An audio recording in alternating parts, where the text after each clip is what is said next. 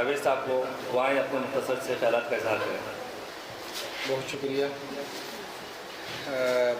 مجھ سے پہلے جو مقررین یہاں یوم بدر کے حوالے سے گفتگو فرما کے گئے ہیں وہ یقیناً مجھ سے زیادہ قابل بھی ہیں اور معلومات بھی ان کی مجھ سے زیادہ ہے۔ میں مختصر جتنا سیکھتا ہوں، سمجھتا ہوں اور جتنا جانتا ہوں اس کے حوالے سے، اللہ اور اللہ کے رسول کا کوئی عمل ایسا نہیں ہے جو اللہ نے اپنے رسول کے ذریعے سے ہم تک جو علم اور عمل دیا اس میں ہم بہتری اور ترقی نہ کر سکیں۔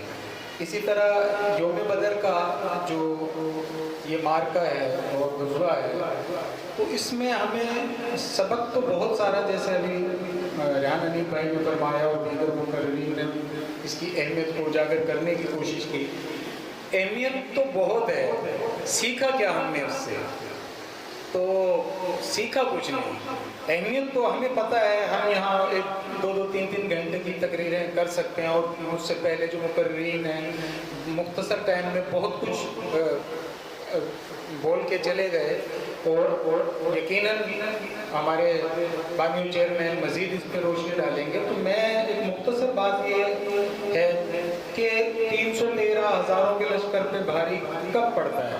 اللہ کی مدد یقیناً ہے، رسول صلی اللہ علیہ وسلم کی قیادت، اس سے بڑی بات ہو ہی نہیں سکتی دنیا میں۔ اس کے ساتھ آپ صلی اللہ علیہ وسلم کی قیادت کے ساتھ ساتھ ماہ رمضان، بھوک پیاس کے ساتھ، نامناسب حالات جیسے میرے بھائی نے پہلے فرمایا، بہت زیادہ طاقت بھی نہیں، اس کے باوجود فتح جذبے کی تھی، مضبوطی ایمان کی تھی۔ وہ آج ہم جتنے بھی مسلمان ملک ہیں کہاں کس میں نظر آ رہی ہیں؟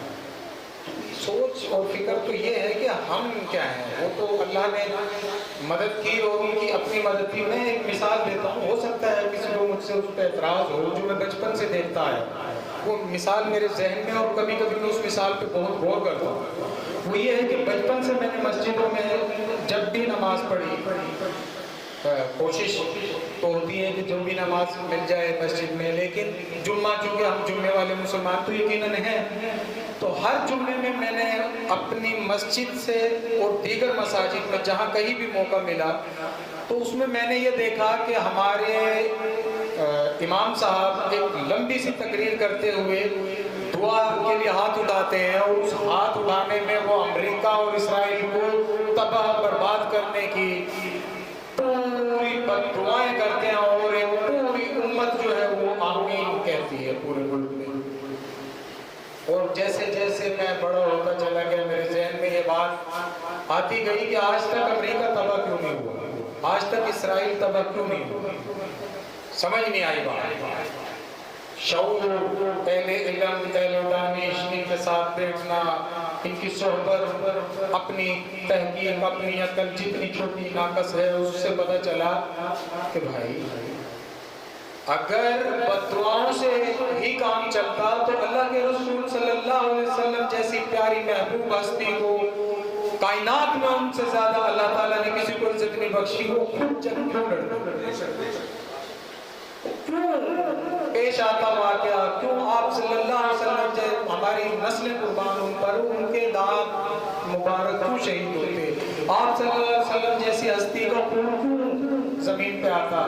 مقصد وہ دعاؤں سے اللہ تعالیٰ سے کہتے کہ اللہ سب کو مسلمان کر دے، مقصد نہیں آئی سمجھ میں۔ تو بس عمل کی ضرورت ہے، عمل ہے تو بہت کچھ ہے، اللہ کی ذات وہی ہے، نظام وہی ہے، اسلام وہی ہے، ایمان وہی ہے، نہیں ہے تو مسلمان وہ نہیں ہے۔ بہت شکریہ۔